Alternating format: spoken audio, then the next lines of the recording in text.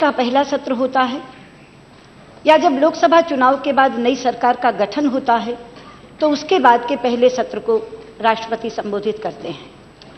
आप स्वयं 8वीं बार की सांसद हैं, आडवाणी जी बहुत वरिष्ठ सांसद यहां बैठे हैं और भी अन्य ऐसे अनेक सांसद हैं जिन्होंने इस तरह के अभिभाषणों को अनेक बार सुना है, पढ़ा है और उस पर चर्चा भी की है। लेकिन आज मैं ये कहना चाहूंगी कि इस राष्ट्रपति अभिभाषण की आभा निराली है। कुछ लोग पूछ सकते हैं कि आप इसे निराला कैसे कहती हैं। मैं आपको आपके माध्यम से बताना चाहूंगी कि महाभारत का एक प्रसंग है। जब युद्ध समाप्त हुआ तो धर्मराज युधिष्ठिर भीष्म पितामह के पास पहुंचे।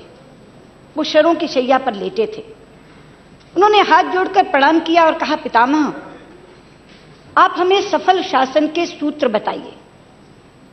तो पहला सूत्र पितामह ने बताया कि सुनो युधिष्ठिर, कभी अतीत को कोसकर अपनी जिम्मेदारी से बरी मत होना।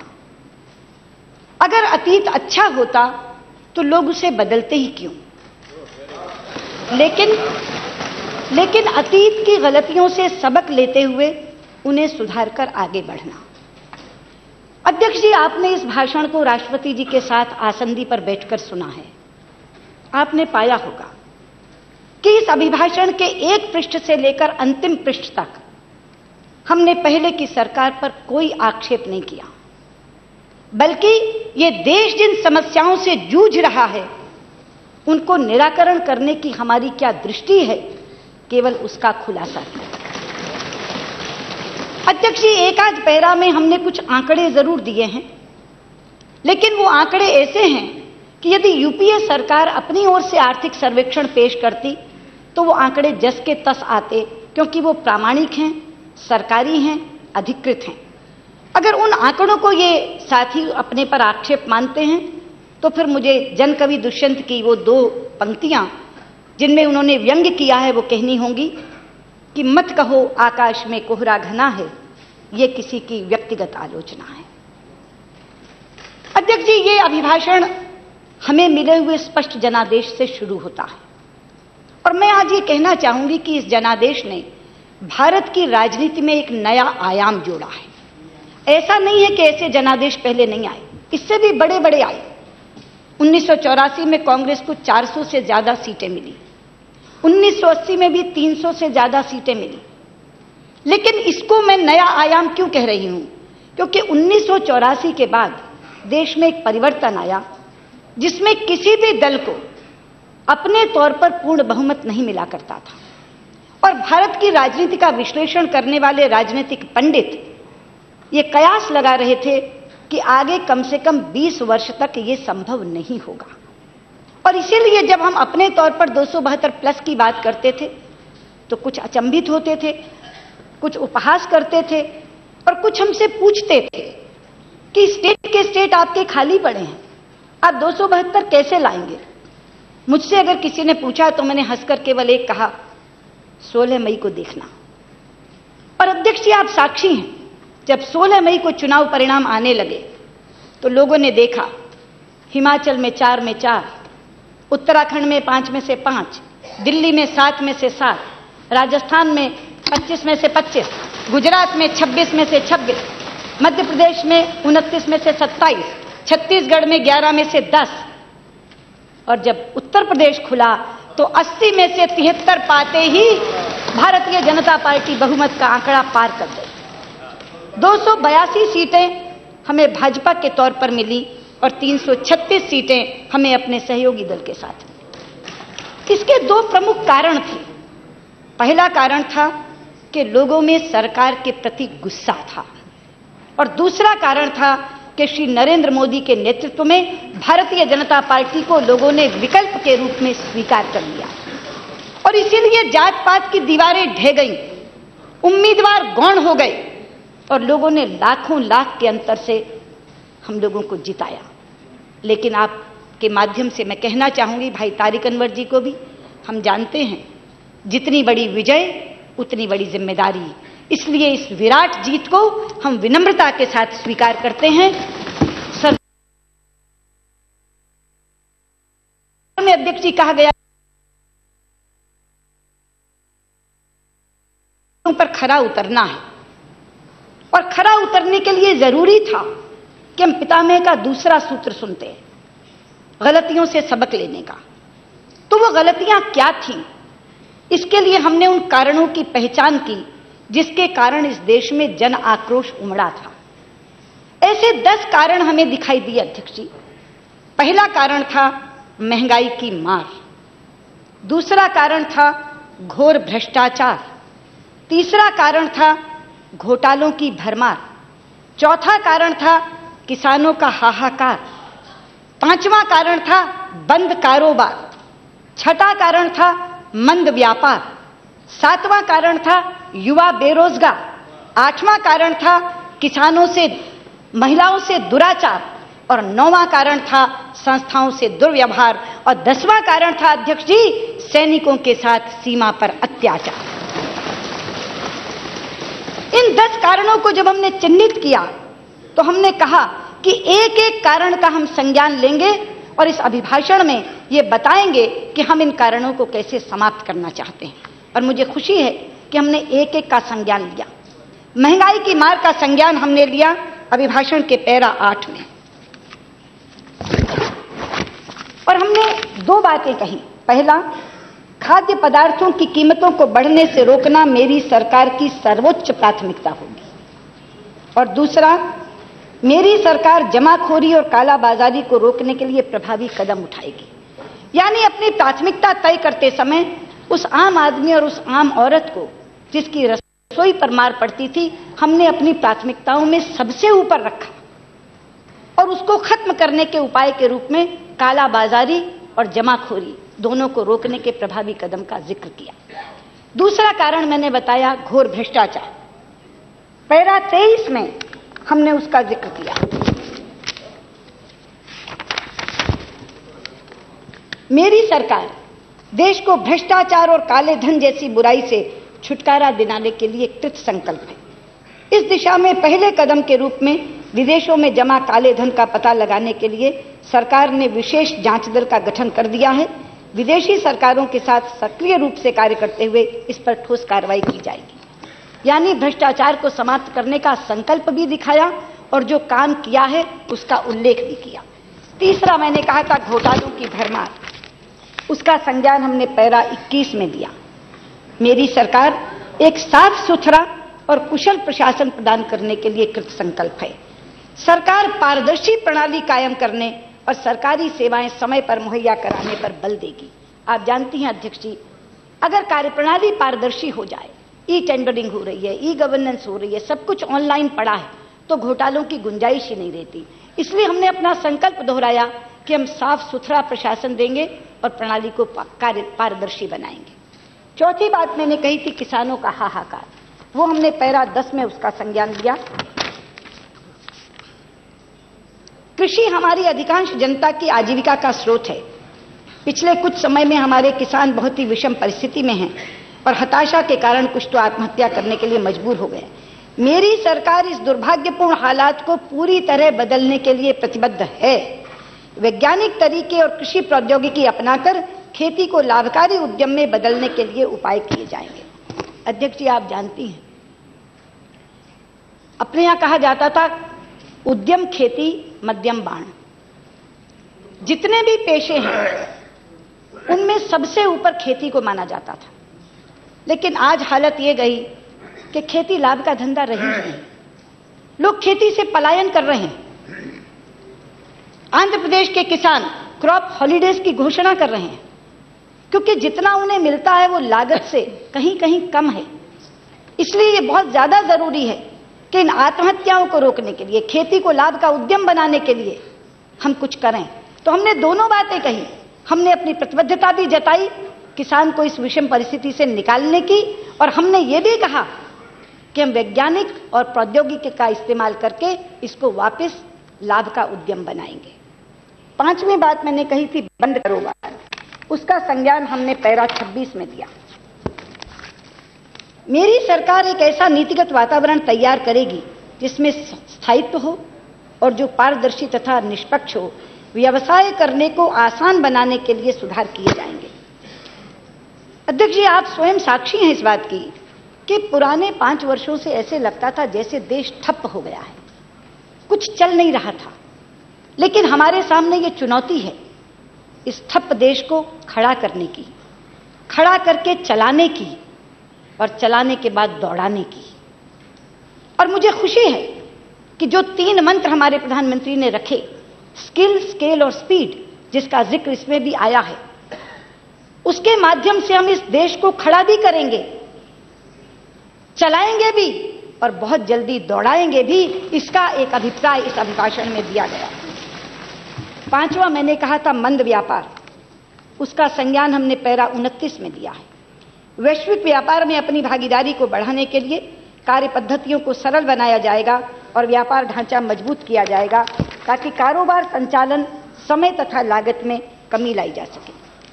आप जानती हैं अध्यक्ष जी के व्यापार का सीधा रिश्ता किसान की खुशहाली से होता है और व्यापार का सीधा रिश्ता उद्यमी की खुशहाली से होता है। अगर आपका मैन्युफैक्चरिंग सेक्टर खुश है तो व्यापार खुश है, अगर किसान की जेब में पैसा है तो व्यापार खुश है। और उन दोनों के हालात बदलने के लिए हमने कहा है कि हमारा व्यापार जो आज मंद है वो केवल भारत में ही नहीं बढ़ेगा बल्कि वैश्विक व्यापार में हम प्रतिस्पर्धा लाने के लिए तैयार हैं। इसका उल्लेख उसमें अभिभाषण में किया गया है। 7वां मैंने कहा था युवा बेरोजगार, उसका संज्ञान हमने इसके पैरा 12 में लिया। हमने कहा है कि मेरी सरकार केवल युवा विकास की संकल्पना की बजाय युवा संचालित विकास व्यवस्था प्रदान करेगी। और हमने कहा है कि मेरी सरकार हर हाथ को हुनर के उद्देश्य से औपचारिक शिक्षा और कौशल विकास के बीच की बाधाओं को दूर करने का प्रयास करेगी। मेरी सरकार हुनरमंद भारत के लक्ष्य से नेशनल मल्टी स्किल मिशन भी शुरू करेगी। आप जानती हैं कि बेरोजगारी केवल सरकारी नौकरियों से दूर नहीं हो सकती, उसके लिए हमारे योजन में कौशल का विकास करने की बहुत आवश्यकता है। और इसीलिए हमने नाम दिया कि भारत जाना जाएगा एक हुनरमंद भारत। और बहुत बार पढ़ाई इसके आड़े आती है, इसलिए हमने कहा कि वो जो बीच का अंतर है हम उसको भी खत्म करेंगे, लेकिन एक मल्टी स्किल मिशन हम लागू करेंगे जिसमें हम अपने युवाओं में और युवा प्रतिभाओं में तरह तरह के कौशल का विकास कर सकें ताकि स्वरोजगारी होकर के वो आत्मसम्मान से जिंदगी जी सके। ये हमारा अभिप्राय इस अभिभाषण में है। 8वीं बात मैंने कही थी महिलाओं से दुराचार, उसका संज्ञान हमने पैरा 19 में दिया है।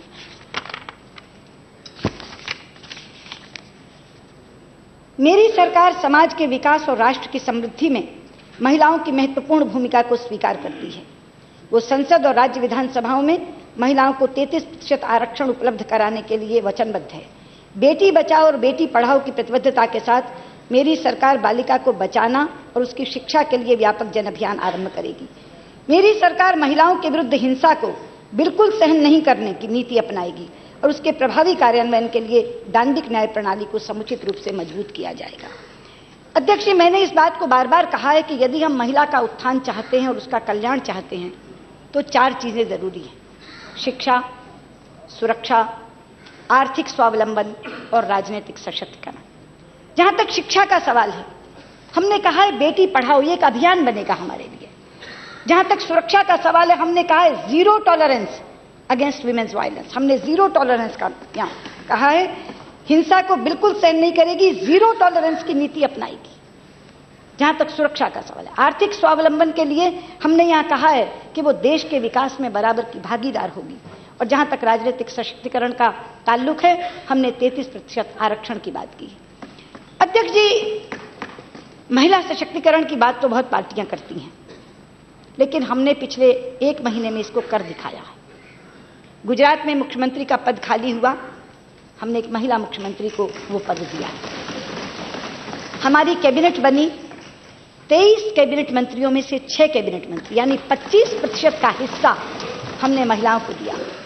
एक महिला ने ये स्पीकर का पद खाली किया, हमने आप जैसे गरिमामय व्यक्तित्व को इस पर सुशोभित किया। इसलिए मैं कहना चाहती हूं कि कहना और करना एक अलग चीज है। हमने अगर यहां 33% आरक्षण की बात की है तो मैं ये कहना चाहती हूं, इस समय सोनिया जी नहीं बैठी और खड़गे जी बैठे हैं। खड़गे जी, आपकी पार्टी ये विधेयक राज्यसभा में लेकर आई थी और हमने समर्थन किया था। मैं आपसे आश्वासन चाहती हूं कि जब मेरी पार्टी इस विधेयक को यहां लेकर आए तो आप समर्थन करें। क्योंकि मेरा ये निश्चित तौर पर मानना है, आप सारे काम कर दें, लेकिन अगर महिला को राजनीतिक रूप से आप सशक्त नहीं करेंगे तो आपकी बारीक क्षमताएं भी कम हो जाएंगी। इसलिए 33% का आरक्षण का विधेयक पास करने वाली ये 16वीं लोकसभा होनी चाहिए।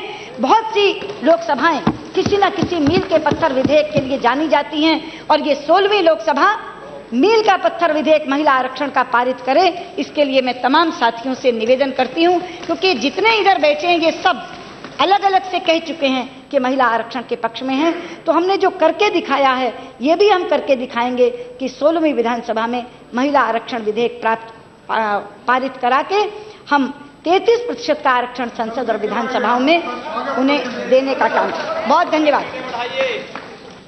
9वीं बात मैंने कही थी संस्थाओं से दुर्व्यवहार, उसका संज्ञान हमने पैरा 20 में दिया है। भारत संघीय व्यवस्था वाला देश है, परंतु काफी वर्षों से इसकी संघीय भावना को कमजोर किया गया है। राज्यों और केंद्र को सामंजस्यपूर्ण टीम इंडिया के रूप में काम करना चाहिए। राष्ट्रीय मुद्दों पर राज्यों के साथ सक्रियता से कार्य करने के लिए मेरी सरकार राष्ट्रीय विकास परिषद, अंतरराज्यीय परिषद जैसे मंचों को पुनः सशक्त बनाएगी। अध्यक्ष जी, संघीय ढांचा इस देश के संविधान का मूल प्राण है। इसी तरह से संस्थाएं सीवीसी, सीएजी, सीबीआई ये वो लोकतंत्र के खंभे हैं जिन्हें निष्पक्षता से काम करने का अधिकार होना चाहिए। और संघ और राज्यों के बीच में टकराव इस देश के लोकतंत्र के लिए बिल्कुल भी अच्छा नहीं है। इसलिए हमने कहा है कि ये जो परिषदें बनी हैं हम इनका पुनर्गठन करेंगे और इनको एक सशक्त टीम इंडिया के रूप में खड़ा करेंगे। 10वां बिंदु मैंने कहा था सैनिकों के साथ अत्याचार, उसका संज्ञान हमने पैरा 42 में दिया है।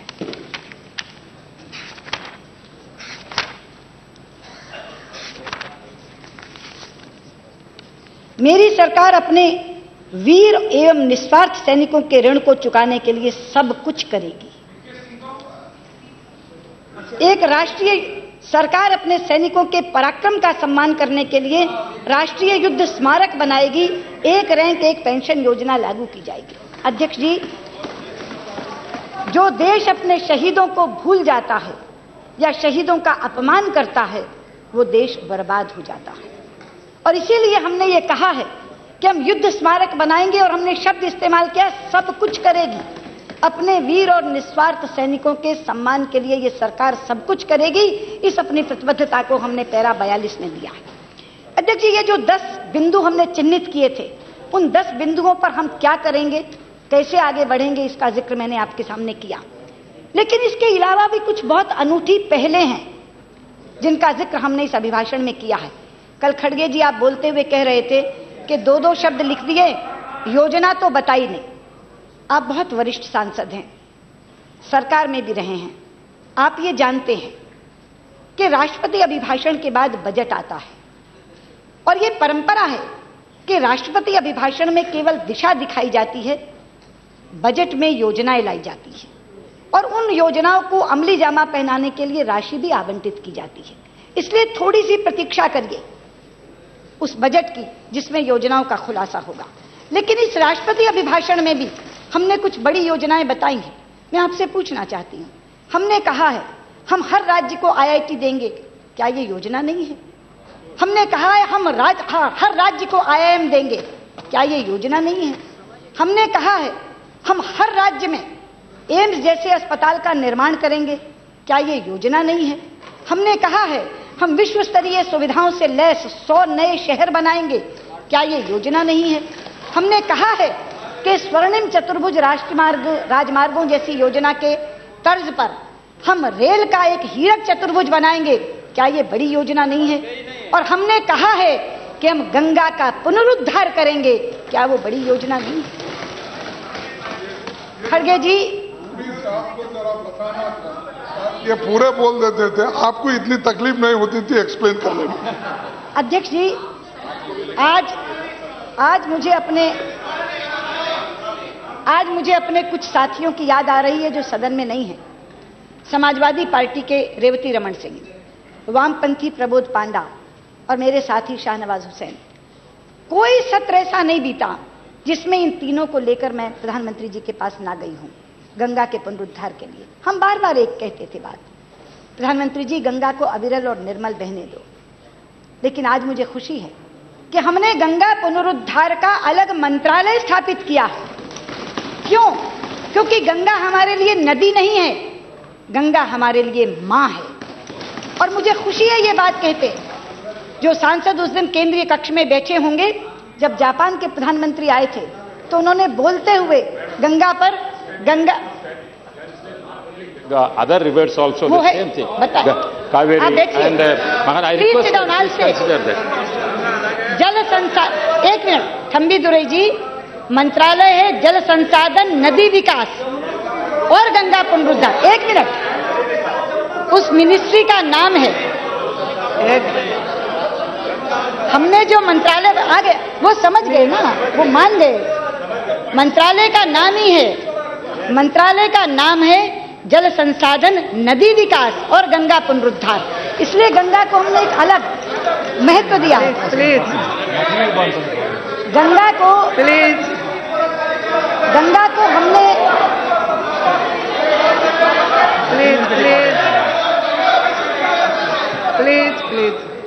और मुझे इससे भी ज्यादा खुशी इस बात की है कि गंगा पुनरुद्धार का काम हमने बहन उमा भारती जी को सौंपा है, जिन्होंने अपना जीवन गंगा जी के प्रति समर्पित कर दिया है। मैं कह रही थी कि उस दिन जापान के प्रधानमंत्री ने केंद्रीय कक्ष में गंगा जी को गंगा मैया कहकर जिस समय संबोधित किया था, तो करतल ध्वनि से केंद्रीय कक्ष गूंज हुआ था। इसीलिए मैं कह रही हूं, मैं आ रही हूं, आप ठीक कह रहे हैं, आप बिल्कुल ठीक कह रहे हैं। Nothing will go on record, let them discuss. आप बिल्कुल ठीक कह रहे हैं। हिंदुस्तान, बैठिए प्लीज, आप बिल्कुल ठीक कह रहे हैं। हिंदुस्तान की तहजीब को आप लोग प्लीज, आप लोग चुप रहिए ना, आप लोग क्यों बोलते हैं? हिंदुस्तान की तहजीब को गंगा जमुनी तहजीब कहा जाता है, इसलिए मैं बिल्कुल सही आपने बात कही है। हम गंगा जमुनी तहजीब के लिए, जब हमने कहा ना कि सारे नदी विकास, लेकिन गंगा के लिए चूंकि अलग महकमा बना है, इसलिए मैंने उसका जिक्र किया गंगा पुनरुद्धार का। अध्यक्ष जी, कल खड़गे जी ने बोलते हुए कहा कि कुछ नहीं है, ये तो मार्केटिंग की सफलता है, और अगर किसी को सीखना है तो मार्केटिंग बीजेपी से सीखे। खड़गे जी, मैं आपको बताना चाहती हूं, मार्केटिंग का एक बुनियादी सिद्धांत है, प्रोडक्ट अच्छा होना चाहिए। अगर प्रोडक्ट अच्छा नहीं होगा तो मार्केटिंग हो ही नहीं सकती। अगर प्रोडक्ट अच्छा नहीं होगा तो मार्केटिंग हो ही नहीं सकती। प्लीज सुषमा जी, मार्केटिंग की कोशिश आपने भी की, लेकिन हमारा प्रोडक्ट जनता के मन को भा गया, इसलिए ये मार्केटिंग की सफलता नहीं, प्रोडक्ट की विशेषता है। अध्यक्ष जी, अब मैं विदेश नीति पर थोड़ी बात करना चाहूंगी। पैरा 43 में हमने उसका जिक्र किया है और 3 शब्दों का इस्तेमाल किया है। मेरी सरकार एक सशक्त, आत्मनिर्भर तथा विश्वास से भरपूर भारत का निर्माण करने और देश को राष्ट्रों के समुदाय में उसका सही स्थान दिलाने के लिए वचनबद्ध है।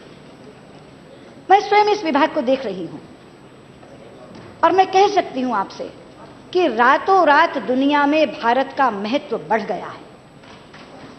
जो अखबारों में खबरें छपती थी, इंडिया सक्सेस स्टोरीज ओवर, अब उनको लगने लगा है नहीं, भारत की संभावना वापस लौटी है, भारत का पोटेंशियल वापस लौटा है। और मैं आपसे बताऊं, भारत में कौन सबसे पहले आए, भारत के प्रधानमंत्री कहां सबसे पहले जाएं, इसके लिए एक दौड़ लगी हुई है। और ये एक शुभ संकेत है, क्योंकि बाकी के देश हमारी प्रगति में भागीदार बनकर अपनी प्रगति भी करना चाहते हैं, और हम इस शुभ संकेत का सूत्र पकड़कर आगे बढ़ेंगे और अंतर्राष्ट्रीय समुदाय में भारत की नाक ऊंची करेंगे, ये हमारी प्रतिबद्धता है। और इसी सूत्र को जब हम आगे ले जाते हैं तो मुझे आदरणीय अटल बिहारी वाजपेयी जी की 2 पंक्तियां याद आती हैं। उन्होंने स्वयं बोली थी, स्वप्न देखा था कभी जो आज फिर धड़कन में है, एक नया भारत बनाने का इरादा मन में। अध्यक्ष जी, उस नए इरादे को बनाने का ही संकल्प इस अभिभाषण में लिया गया है। और मैं आपके माध्यम से देश को विश्वास दिलाती हूं कि देश की जनता का आशीर्वाद लेते हुए और हमारे तमाम विपक्षी साथियों का सहयोग लेते हुए हम इस इरादे को पूरा करेंगे। और यही विश्वास दिलाते हुए राजीव रूड़ी जी ने जो प्रस्ताव कल रखा था उसका समर्थन करती हूं। बहुत बहुत धन्यवाद। श्री मुलायम सिंह जी।